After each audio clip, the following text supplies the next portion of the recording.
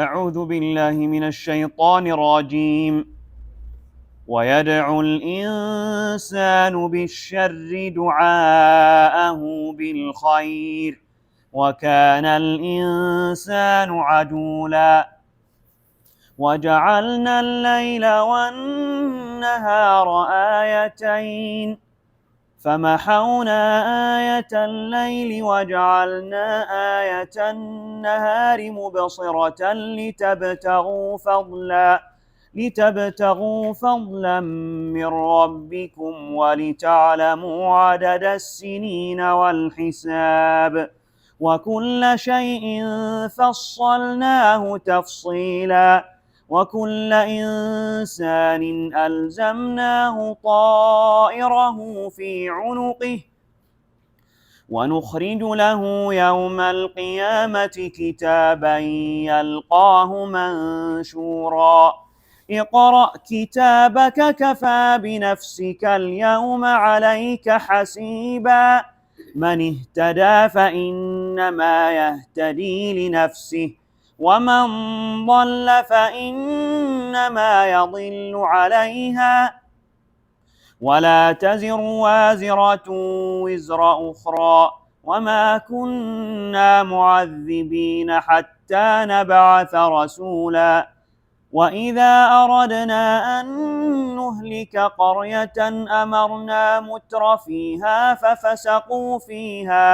ففسقوا فيها فحق عليها القول فدمرناها تدميرا. وكم أهلكنا من القرون من بعد نوح وكفى بربك بذنوب عباده خبيرا بصيرا. بسم الله الرحمن الرحيم. الحمد لله والصلاة والسلام على رسول الله وعلى آله وصحبه ومن والاه. قوله تعالى، قال الإمام البغوي رحمه الله تعالى: قوله تعالى: ويدعو الإنسان حذف الواو لفظا لاستقبال الله بالساكنة كقوله سندع الزبانية. وحذف في الخط أيضا وهي غير محذوفة في المعنى. أين الواو؟ محذوفة يا شيخ. إيه وين الواو؟ إيه وين الواو؟ وين تكون؟ بعد العين. بعد العين. لما هل حرف علة؟ هل ما إعرابها ويدعو الإنسان؟ ما هي في موضع حذف. هي مرفوعة لأن ما فيه ويدعو، مثل سندعو. لو كتبت بغير الرسم المصحف أثبتت الواو، لكن المصحف الرسم جاء على حذفها لالتقاء الساكنين. نعم. وهي غير محذوفة في المعنى.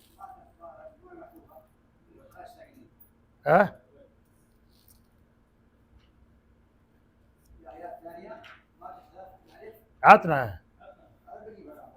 طيب. نعم.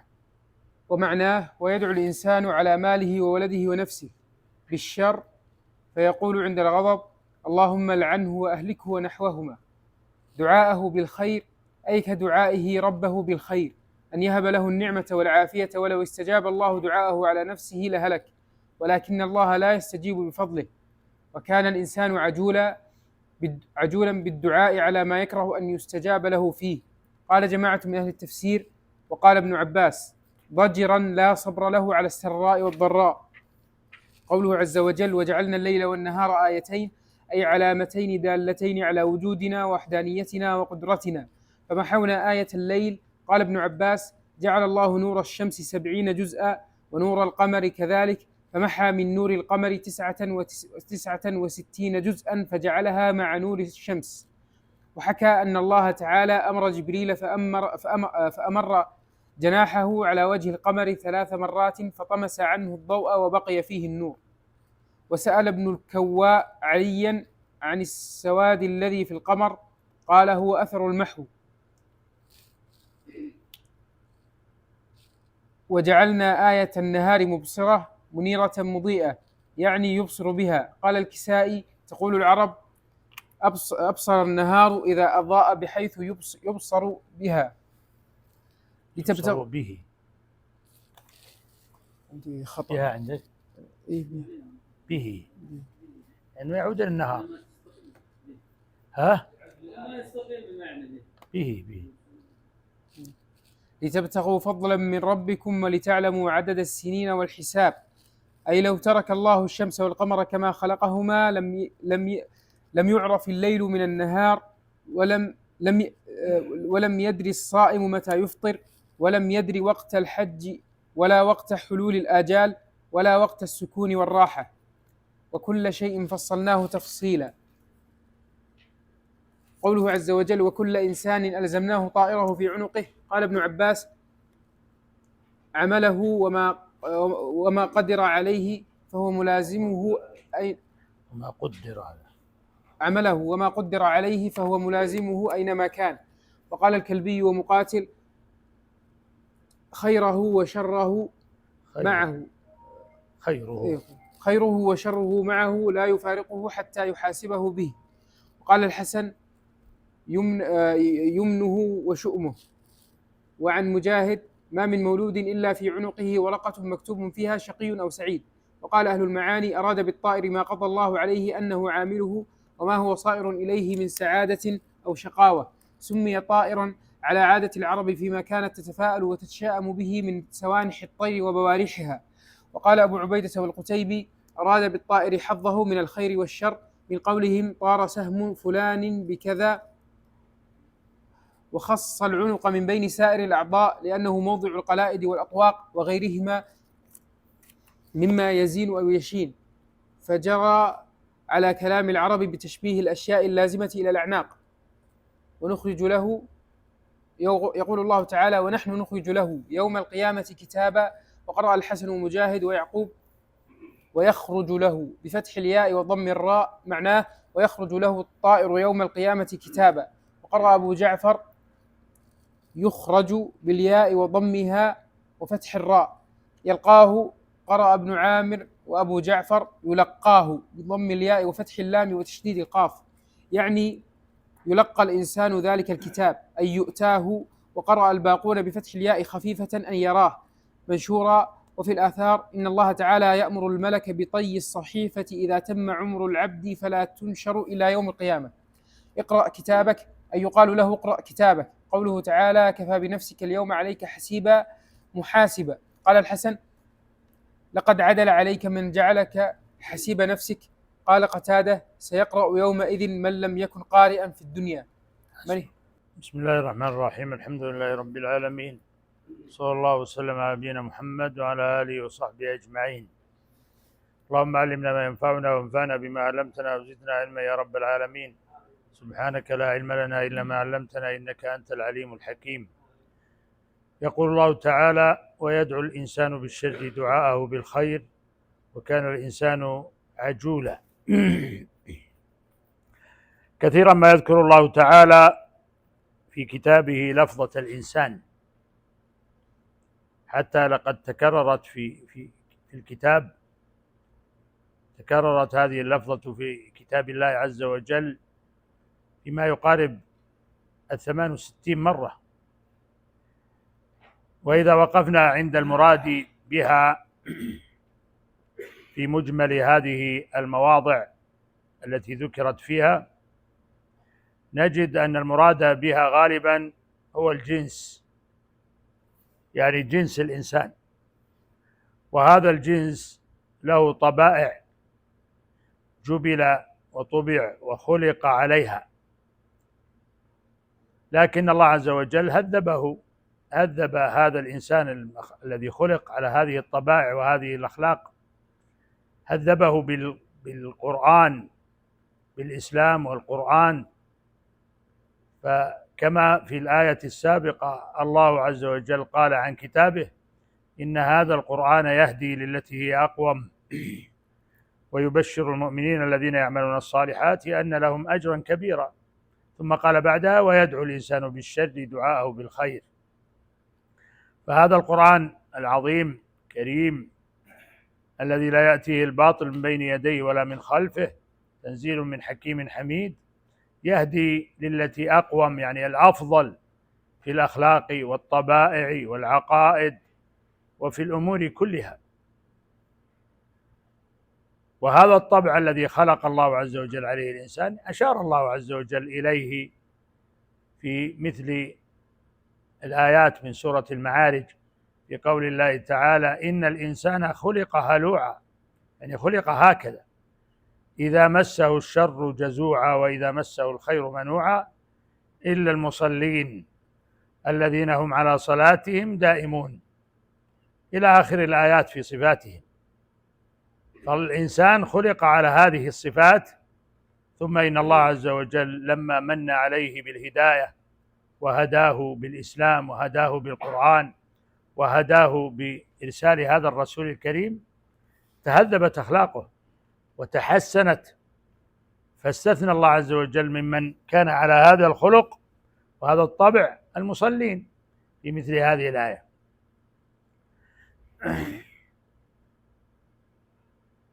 فالديانة والاستقامة والصلاة يهدي الله عز وجل بها عباده إلى الطريق الأقوم في العقائد والأخلاق والسلوك.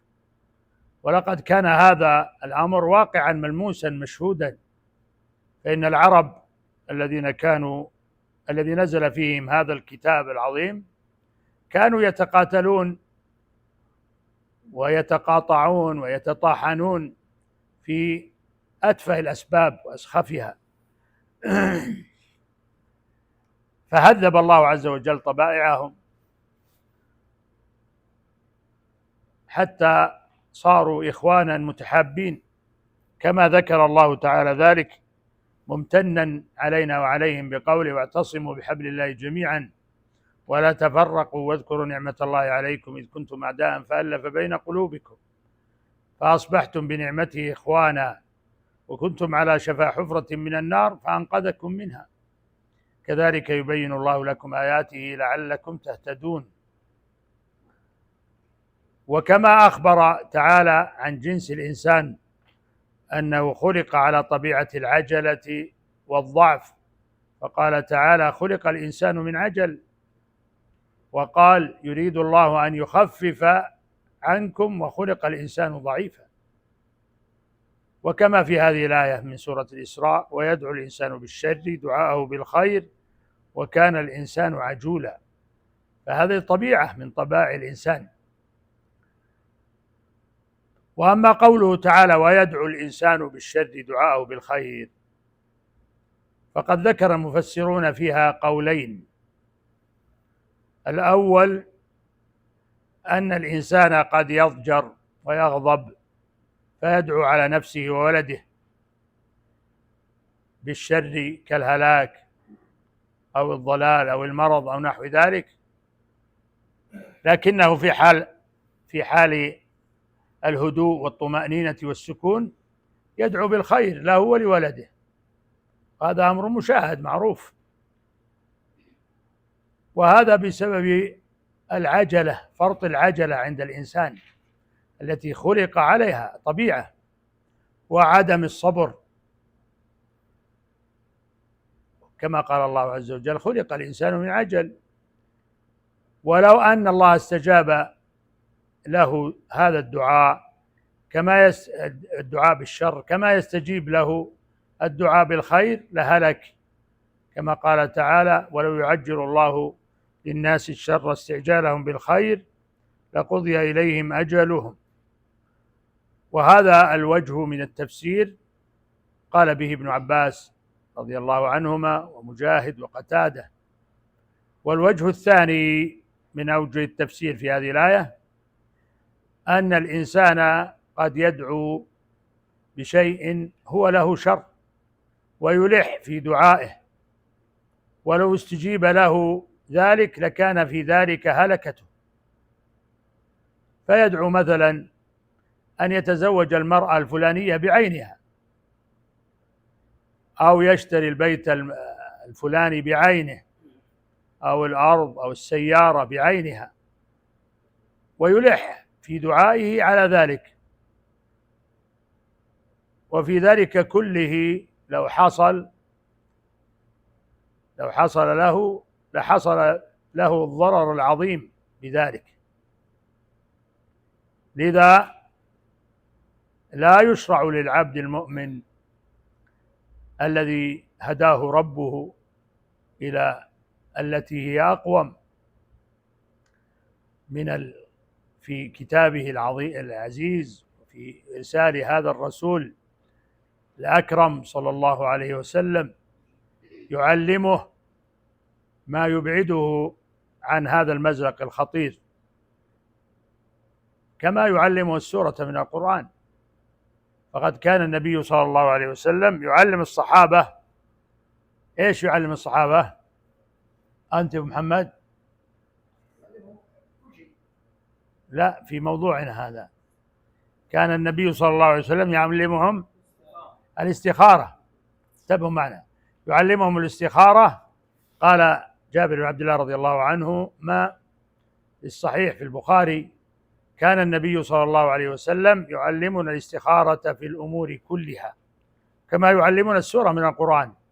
يقول: إذا هم أحدكم بالأمر فليركع ركعتين ثم يقول: اللهم إني أستخيرك بعلمك وأستقدرك بقدرتك وأسألك من فضلك العظيم، فإنك تقدر ولا أقدر وتعلم ولا أعلم وأنت علام الغيوب.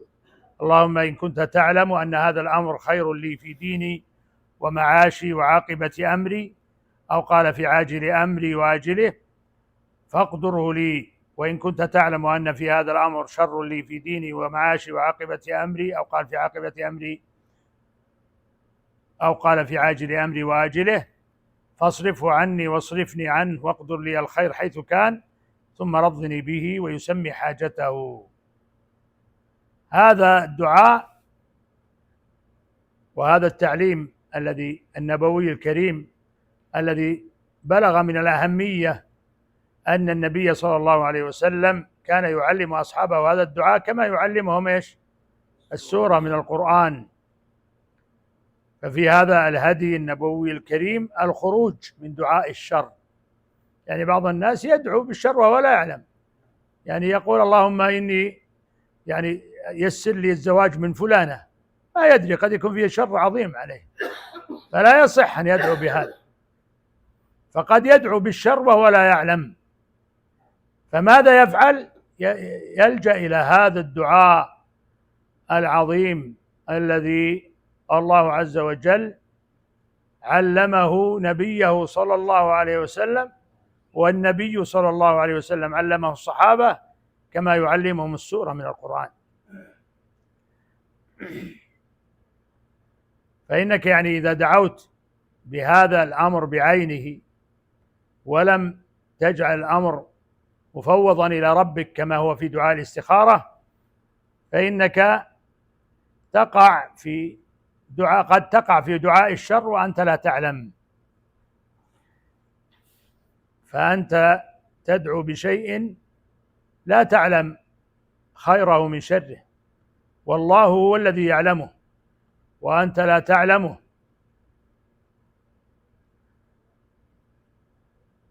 فأنت إذا دعوت بالشر فإذا أنت دعوت بهذا فإنك تكون قد دعوت بالشر دعاءك بالخير، واستعجلت أمرا كان لك فيه أنات، وأنتك أن تدعو بهذا الدعاء، دعاء الاستخارة الذي يخرجك من ضيق وضعف اختيارك لنفسك إلى اختيار ربك لك سبحانه وهو علام الغيوب. ألا ترى أنك تقول في دعاء الاستخارة: فإنك تقدر ولا أقدر وتعلم ولا أعلم وأنت علام الغيوب؟ وهذا يدل دلالة واضحة أن الاستخارة ليست فيما يتردد فيه الإنسان كما قد يذهب إليه أفهام بعض الناس، ليست فيما يتردد فيه الإنسان، بل هي في الأمور كلها كما هو نص الحديث: فيما أنت إليه مائل وبه راغب أيضا يشرع لك أن تستخير ربك عز وجل. فالاستخارة تشرع عند الأمر، عند العزم على الأمر. إذا عزم على أمر فإنه يشرع له الاستخارة، وليست هي علاج للتردد. فعلاج التردد ما هو؟ النظر والدراسة في الأمر، تنظر في الأمر وتدرس هل هذا الأمر مناسب غير مناسب، تستشير أهل الخبرة، هذا هو علاج التردد. أما الاستخارة فليس فيها في شأن التردد، إنما هي في شأن العزم. فإذا عزمت تفوض أمرك إلى الله عز وجل. فإذا دعوت ربك عز وجل، فإذا عزمت على الأمر وقطعت به، فإنه يشرع لك أن تدعو بهذا الدعاء. وهذا نص الحديث، ولم يرد في رواياته أبدا. وقد بحثت في هذه المسألة فلم أجد في الروايات أبدا أنه في شأن المتردد أو إذا تردد في الأمر فإنه يستخير. لا، الاستخارة في كل الأمور. وقوله وكان الإنسان عجولا، يعني هذا من صفة الإنسان كما سبق معنا أن هذه طبيعة في الإنسان. وعجول هنا صيغة مبالغة، صيغة مبالغة، أنه عجول، فهو يستعجل. مثل ما ينظر مثلا إذا أراد أن يشتري مثلا بيتا أو مكان أو يتزوج امرأة ثم يستعجل، يحب ذلك.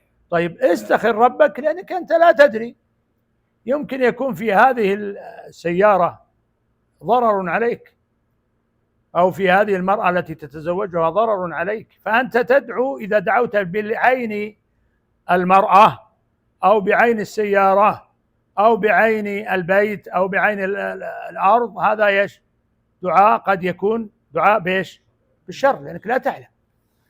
ويدعو الإنسان بالشر دعاءه بالخير، وكان الإنسان عجولا. عجول في تحصيل ما يريد وما يحب. والله عز وجل هو العالم علام الغيوب، فأنت تقول فإنك تعلم ولا أعلم، وتقدر ولا أقدر، فإنك تعلم ولا تعلم، وتقدر ولا أقدر، وأنت علام الغيوب. فإنك تقدر ولا أقدر، وتعلم ولا أعلم، وأنت علام الغيوب. هذا في شأن الاستخارة. وهذا وجه من أوجه تفسير قول الله عز وجل ويدعو الإنسان بالشر دعاءه بالخير وكان الإنسان عجولا. الوجه الأول وش يا أبو محمد؟ إيه، وش الوجه الأول؟ قلنا وجهين في التفسير. الوجه الأول وش عندك؟ تفضل. يعني دعاء، أحسنت، أنه يدعو الإنسان على نفسه وولده فيستعجل بالغضب والضجر، كما جاء في الروايات أنه يغضب ويضجر فيدعو، وهذا يحصل مشاهد، أنه يدعو الإنسان، والله عز وجل من رحمته أنه لا يستجيب. والقول الثاني أنه يدعو بأمر يحبه ويريده ويلح على ربه فيه وهو فيه شر، فكيف الحل؟ استخارة. يا سلام، بس انتهى. ثم قال جل وعلا وجعلنا الليل والنهار آيتين فمحونا آية الليل وجعلنا آية النهار مبصرة لتبتغوا فضلا من ربكم ولتعلموا عدد السنين والحساب وكل شيء فصلناه تفصيلا. يذكر الله عز وجل في هذه الآية الكريمة إتقان صنعته وعظيم منته سبحانه على خلقه بخلق الليل والنهار المتعاقبان الدائبان.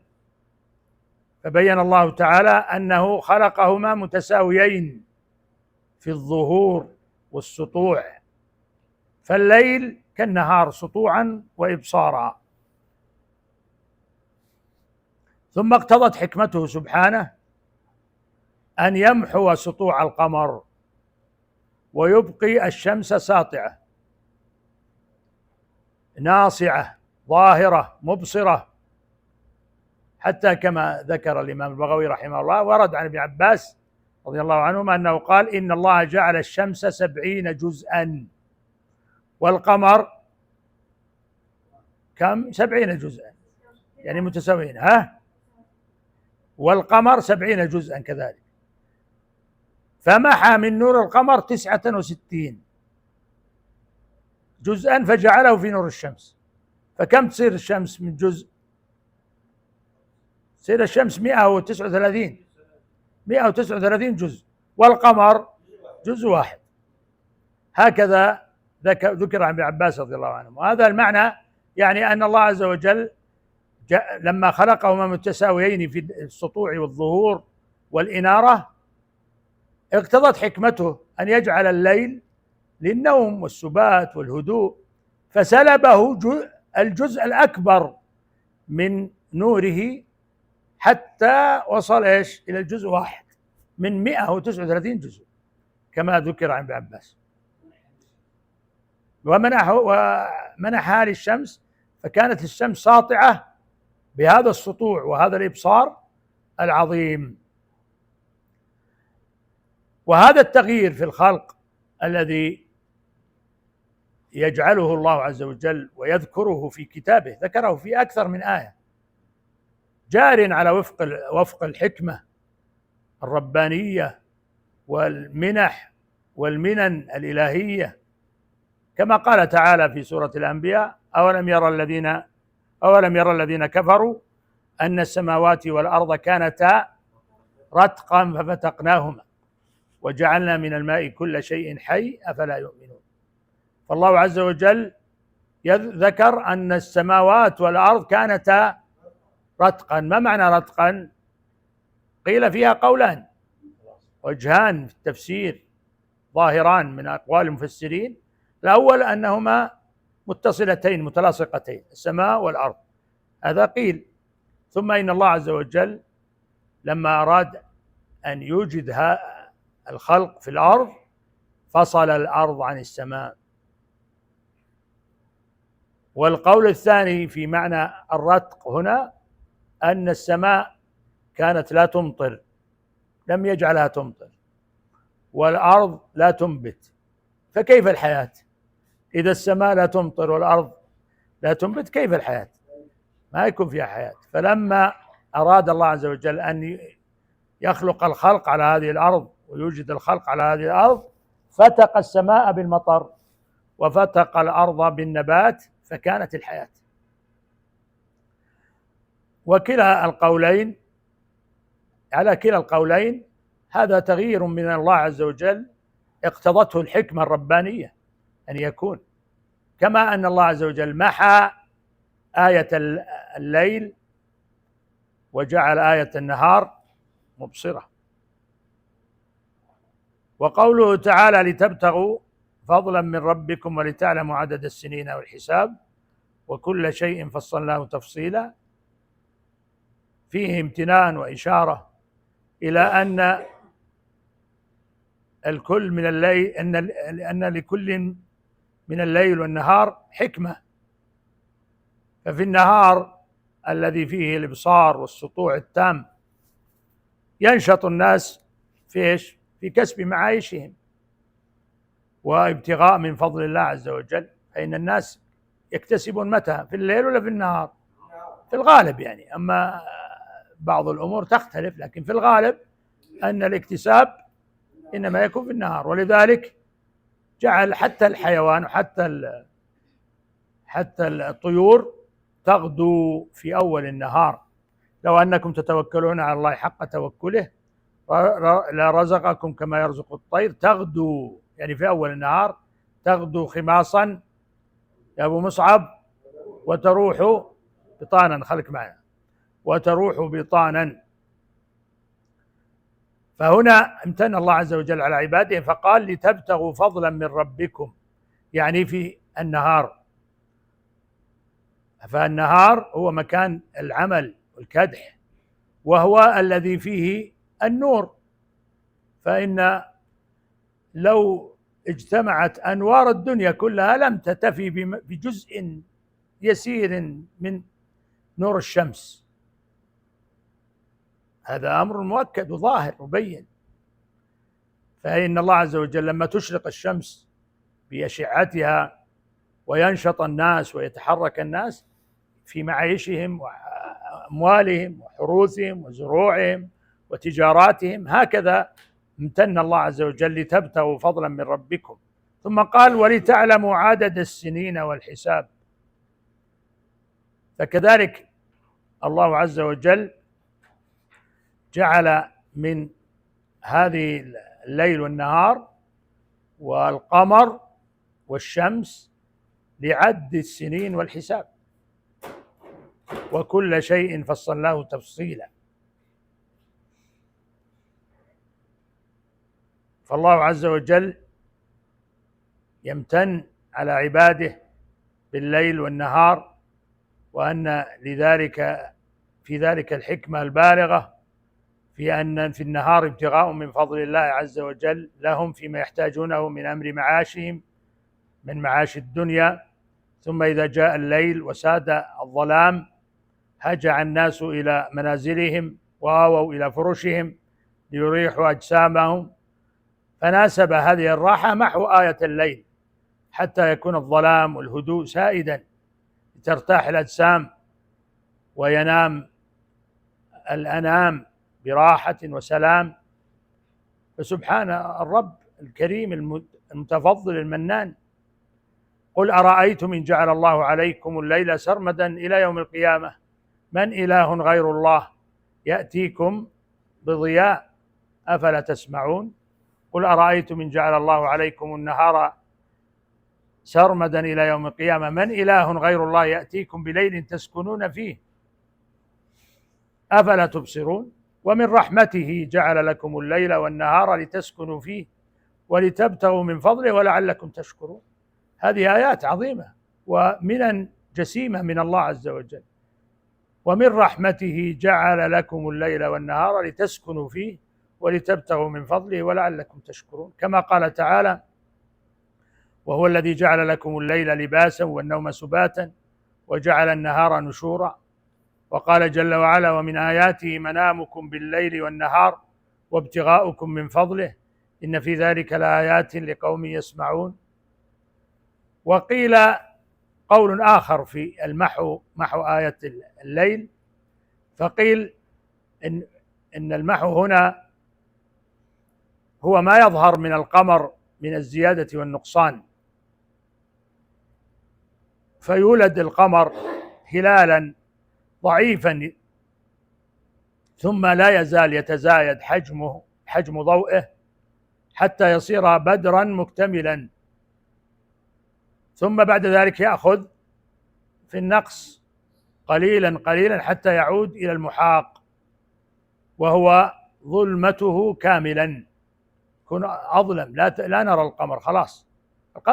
الجرم موجود لكن الله عز وجل أذهب ضوءه بهذا الخلق وهذه الدقة المتناهية العجيبة سبحان الله. وهذا أمر يعرف أيضا بعد بكسوف الشمس والقمر كله بهذا حتى يعرف بالحساب، يعرف حساب الكسوف والخسوف سواء كان في القمر أو في الشمس بهذا الحساب العجيب الدقيق. وكل هذا امتنان من الله عز وجل ولحكمة ظاهرة بالغة. فهذا القول الثاني بالمراد بمحو آية الليل، وهو أن القمر أول ما يظهر يبدو صغيرا نحيفا